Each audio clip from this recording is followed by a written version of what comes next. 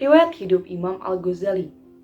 Nama lengkap beliau adalah Abu Hamid Muhammad bin Muhammad bin Muhammad bin Taus At-Tusi Asy-Syafi'i Al-Ghazali. Beliau lahir di Tus, Khuraissan, Iran pada 450 Hijriah atau 1058 Masehi dan wafat di Tus pada 505 Hijriah di 14 Jumadil Akhir atau 19 Desember 1111 Masehi. Beliau terlahir dari keluarga miskin. Ayahnya seorang pemintal bulu kambing yang bercita-cita ingin memiliki anak yang soleh dan alim. Pada tingkat pendidikan dasar, ia memperoleh secara gratis dari beberapa guru. Pendidikan pada tingkat ini, ia menguasai bahasa Arab dan Persia secara fasih.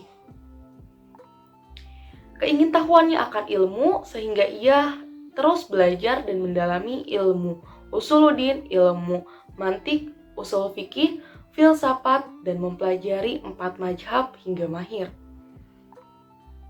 Selepas itu, beliau berguru pada Ahmad Ar-Razaqni, Abu Nasr Al-Ismail, dan Imam Harmain. Imam Al-Ghazali memiliki ilmu yang tinggi sehingga ia dilantik menjadi maha guru di Madrasah Naijimiyah di Baghdad. Kemudian ia dilantik menjadi naib konselor. Ia mengembara di beberapa tempat, di antaranya di Mekah, di Madinah, di Mesir, dan di Yerusalem untuk bertemu para ulama dengan tujuan ingin memperdalam ilmu pengetahuan. Di pengembaraannya, ia menulis kitab yang berjudul Ihya Ulumuddin yang memberi sumbangsi kepada masyarakat dan pemikiran manusia dalam semua masalah. Pemikiran filsafat Al-Ghazali ada 3, yang pertama metafisika, yang kedua iradat Tuhan, dan yang ketiga etika. Mengenai metafisika, Al-Ghazali dalam Al-Munqidh min Dalal menjelaskan mengenai metafisika, maka terdapat sebagian kesalahan filosof karena tidak mengemukakan syarat yang telah ditetapkan dalam ilmu logika. Al-Ghazali meneliti kerja filosof dengan metode rasionalnya, mengandalkan akal untuk memperoleh pengetahuan.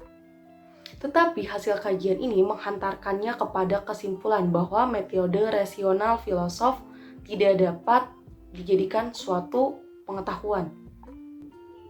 Iradat Tuhan. Al-Ghazali berpendapat bahwa dunia itu berasal dari iradat, tidak diciptakan oleh sendirinya. Iradat Tuhan adalah penciptaan. Al-Ghazali pun menjelaskan bahwa segala sesuatu peristiwa itu terjadi karena iradat, dan Tuhanlah yang berkuasa mutlak. Etika. Mengenai filsafat etika Al-Ghazali dapat kita temui dalam kitabnya yang berjudul Ihya Ulumuddin. Dan dapat kita jumpai juga dalam semboyan tasawuf, yaitu Al-Tahalluq bi Akhlaqihi ala Taqoh al-Basyariyah. Maksudnya adalah agar manusia dapat meniru perangai dan sifat Tuhan, diantaranya yaitu pemaaf, sabar, jujur, dan sebagainya. Pengaruh pemikiran filsafat Al-Ghazali terhadap perkembangan Islam. Al-Ghazali dikenal sebagai Hujatul Islam dan disanjung karena dapat mempertahankan ajaran Islam dari golongan filosof yang mendewakan rasio dari pengaruh filsafat Yunani dengan argumentasi yang jitu dalam menghadapinya. Di samping itu, Al-Ghazali dalam memberikan solusi problematika umat lebih mengajak bertasawuf yang mengabaikan kehidupan dunia dan menghambat kemajuan masyarakat karena lebih mencari kebahagiaan yang bersifat individualistik. Berawal dari diluncurkan karyanya yang berjudul Tahafut al-Falasifah yang tidak hanya menghancurkan filsafat metafisika namun melemahkan umat Islam yang akan mengadakan penelitian atau penemuan di bidang sains. Dari pandangan tersebut, Al-Ghazali tidak menolak serta-merta filsafat, hanya saja menolak sebagian kecil.